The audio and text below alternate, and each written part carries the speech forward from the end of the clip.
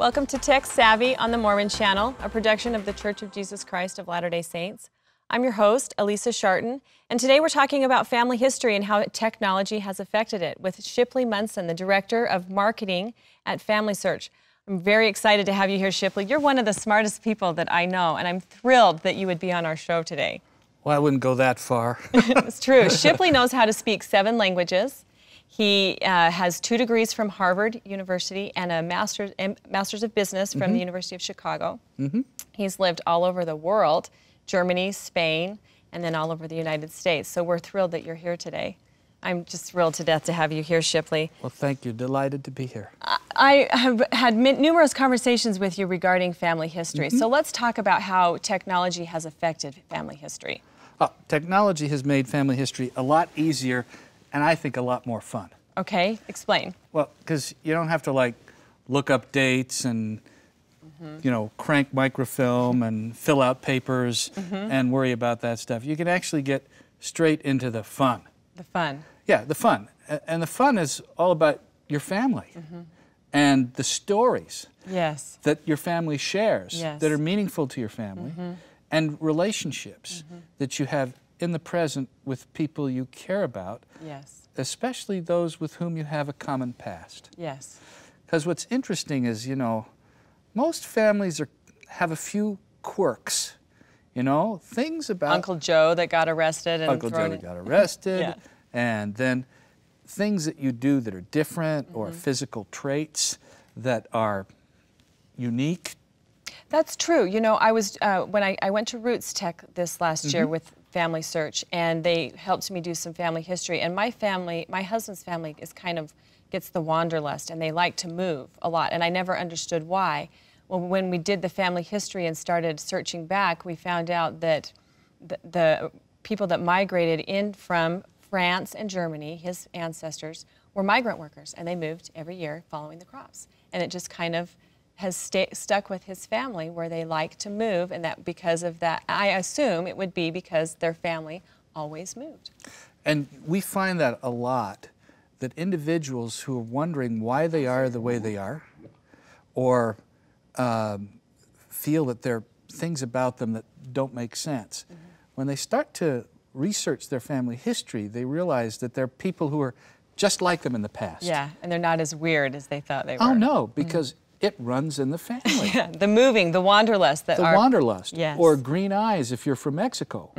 Well, where does that happen? Well, someone was a Greek, and then that came in, and we have the green eyes. Or a knack for woodworking. My father loved to build cabinets. He was a businessman. Loved to build cabinets in the house. All the time he was making things. I go back in the family history, and I realize that we come from a long line of Norwegian sailors, and their job was ship's carpenter for generations. And my great-grandfather was a ship's carpenter who abandoned ship in Brooklyn. But the carpentry thing is there. It's there, and that's the history, That's the history. Now, I don't have that one. That skipped you? No, that skipped me. The crafting one skipped me, too, so I don't have that one either, for sure. What ways can we do family history online? Well, do you do Facebook? I do, yes. That's a form of family history because you're creating, it's a form of connecting with people. And many times, you know, the people who are your friends in Facebook are members of your family, and you'll be friended by cousins and nieces and nephews and aunts and uncles and things like that. That's a form of it. Blogging. If you blog, and I know you blog. I do blog, yes. You are creating family history. If you keep a journal, you're creating family history for my future. For your future, and you're transmitting a legacy that is meaningful in the present and will be meaningful at times you don't know and in ways you don't know now, but will make a real difference at some future time. I like that word, transmitting. That's exactly what you're doing. You're passing it on. And this is important because it gives people meaning in their lives and grounding that otherwise they don't have. And I never would have thought of Facebook as being a way to do family history. And I would assume that a lot of people would think Facebook's just a way to maybe waste time, but let's talk a little bit further on Facebook and how that helps, or is doing that. Facebook is all about connection and belonging. And so when you share things on Facebook and you post pictures on Facebook and you get people to look at things and have conversations with you on Facebook, that's a way of creating and sharing family history. Family history today, and the beauty of technology, is all about sharing and collaboration. So I was contacted by a fourth cousin in Norway, which is where my father's side comes from, because of something he found on a website my sister had put up with common ancestry. Really? And he didn't have to move from his home in Kristiansand, Norway, to contact my sister in Colorado or me in Sandy, Utah. That's fantastic, the way it's bringing it together. Yeah. You know, I've been able to, on Facebook, connect with cousins that I had never met, you know, distant cousins, and we have this big family now, Facebook, where we're interacting with one another just because we're all on Facebook and we're talking, we're building relationships and learning stories from each other's family that I wouldn't have been able to do if it hadn't been for Facebook. Oh, exactly. Yeah. Now, the other cool thing that you can do online that you couldn't do 10 years ago is actually what I call replicating the VIP genealogy moment. So at Family Search, occasionally for important public officials or religious leaders or prominent individuals who can help the church, we will do a genealogy. Our genealogists will prepare books and show the original documents, and we bring them to a conference room in the Family History Library in Salt Lake and present these genealogies, like we did with David McCullough when he came and spoke 2 years ago at the... And you've done it for presidents of the... We did it for President Obama. We do that typically for presidents of the United States. And what happens invariably is you show them the genealogy, and there's some stories, and then what we do is we actually have copies of the original documents. So David McCullough's fifth great-grandfather was originally got the grant to the land around modern-day Pittsburgh during the Revolutionary era. We showed him that. We showed him his commission from the Continental Congress to be a captain. And these are moments when the Kleenex comes out. These are heart-turning moments. But the heart turns when you see the name on the document. That's when you go, oh my gosh. Now, you get the same reaction when you see the document online. You don't get that reaction from a screen that has the data, the name and the dates and the source and the file numbers and so forth. That's true. But now, increasingly with the major websites, including Family Search, you click through and you see the document and you say, oh my goodness. And I don't know why that is. Well, yeah, that's interesting. I think it's because when you see the document, all of a sudden it becomes real. You know, that's true, because I think when I was at Roots Tech, there was a new site up, and we Googled my grandfather's name, or entered it into this site, and there was an article in the newspaper in like 1912 that listed my grandmother and grandfather had gone on vacation or something, and just seeing their name printed, like I got emotional and like welled up with tears, and all it was just seeing their name on the computer screen. That's all it was. It was amazing. But you see it in the handwriting of the census taker, or you see the newspaper clipping from that year in the style of that time. And I think what really happens, and this is my own opinion about how the spirit of Elijah works, is you, for an instant, are on the other side of the veil.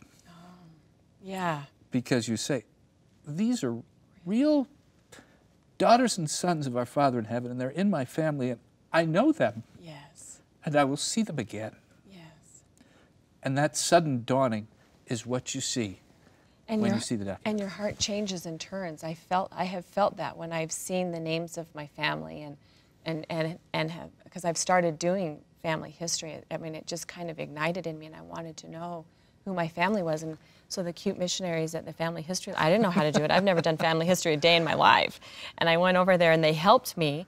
And when we saw because my husband's, his family are converts, so we go to his grandmother and everybody back is not LDS. And I found his great-great-grandfather, and I could see the line, and I just like started cheering in the library, and I was crying, and all the people around me were so excited, and it was amazing. I'd never felt those kinds of feelings about a name before, but the name meant something to me because I knew something about them. Yeah, I personally think it's a form of reunion. Yeah. Before the reunion. Yeah. When you discover that knowledge. You remember, I think. Yeah. Our hearts are pricked and we remember. So let's do this. Let's go to. There are lots of websites and there are lots of things that are really fun to do. And one that I really like is a website that anybody can use. If you have an LDS account or with the commercial site, myheritage.com, but you can do this. Just go to a site called createfan.com. Okay. createfan.com. Okay. That's what it looks like. And you can actually get a 9-generation fan chart, which is amazing. Well, what's that? Well, what I'm going to do, it shows you're in the middle, and it's in the shape of a fan. A fan, you know, like this kind of a fan. You're in the middle, and it goes back 9 generations. Oh, wow. So 9 times 4, 36 ancestors on the outside. Now, most individuals of a certain age with pioneer ancestry will find it's their second or third great-grandfather or great-grandmother who went over. So that's only, 5 or 6 generations. So many have done the research back to where your ancestors came from in Europe mostly, and you can, or the eastern part of the United States, and you can see it here. So all you have to do is go to createfan.com, and it says first thing is login. So you click on login. This one right here? Right here, yeah. So I put my username and my password in here, and then what if people don't have a username or password? It's very easy to get. The instructions are on the screen. It's handy to have your recommend with you because you need your membership number to do that, and you just do it in seconds. Okay. If you don't have a recommend handy, the ward clerk can give you your membership number on Sunday. That's a good thing to do with the youth, and then you can create one of these. So let's create it then. So you log in. Okay. And you put in your credentials, and then you click on the Create button. And what's going to happen is the computer's going to go jinga, jinga, jinga, jinga, jinga. It's going to do its thing. And then a PDF file will appear. Okay. And you open the PDF file, and there it is. Oh, wow. There it is. Now, there you are. Right there in the middle. You're in the middle. Look at that. And on the left-hand side is going to be your dad. That's the blue to the green. And the right-hand side, that's your mom, the red to the yellow. And you are complete for 6 generations on both sides. And then you're at 9 generations on most of these.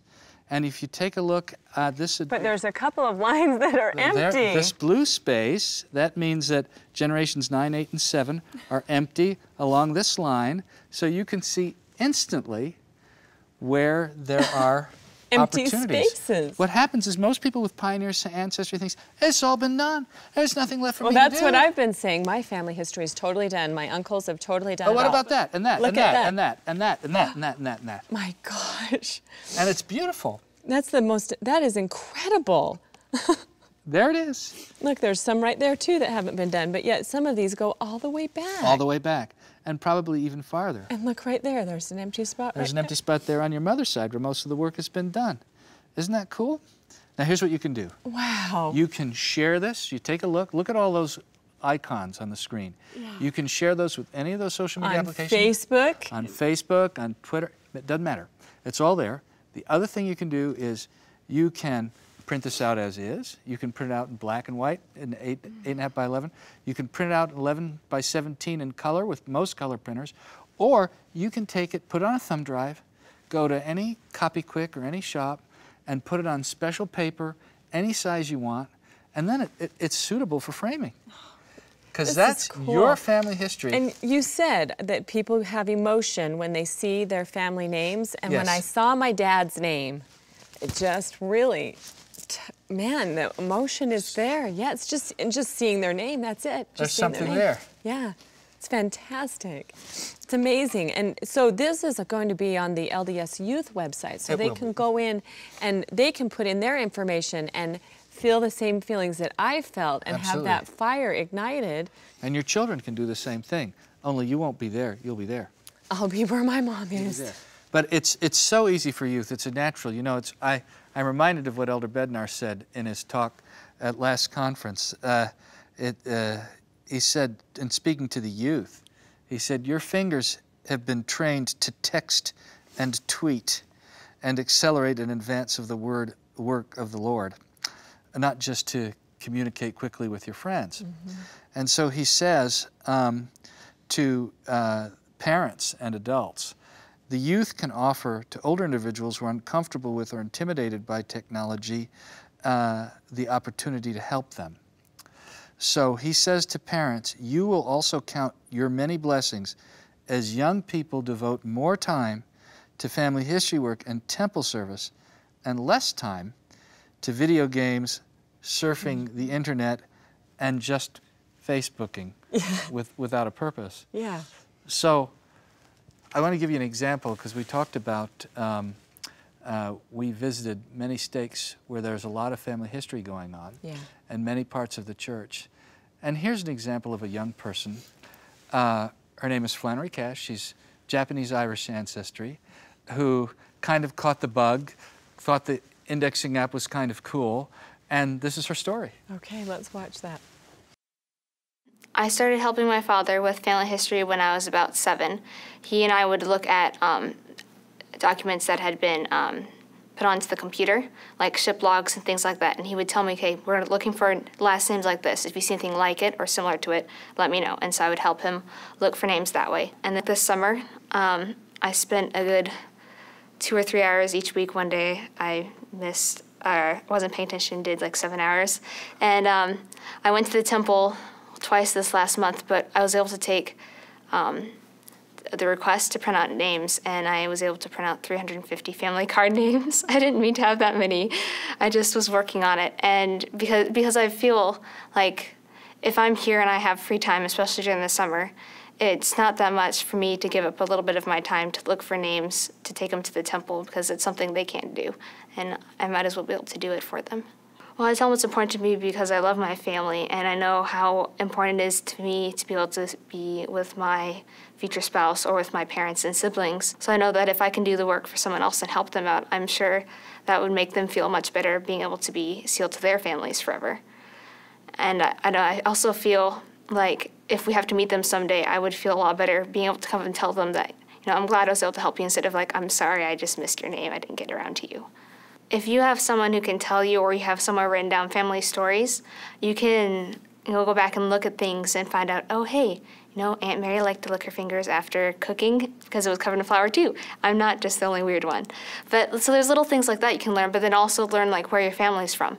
From talking from my grandmother, finding out that I didn't know that I had family that went through things kind of like described in the Grapes of Wrath. Like I had family who went through things like that, or who I had family, like just finding all these stories that you didn't know. Like you had family who were on opposite sides during the Civil War.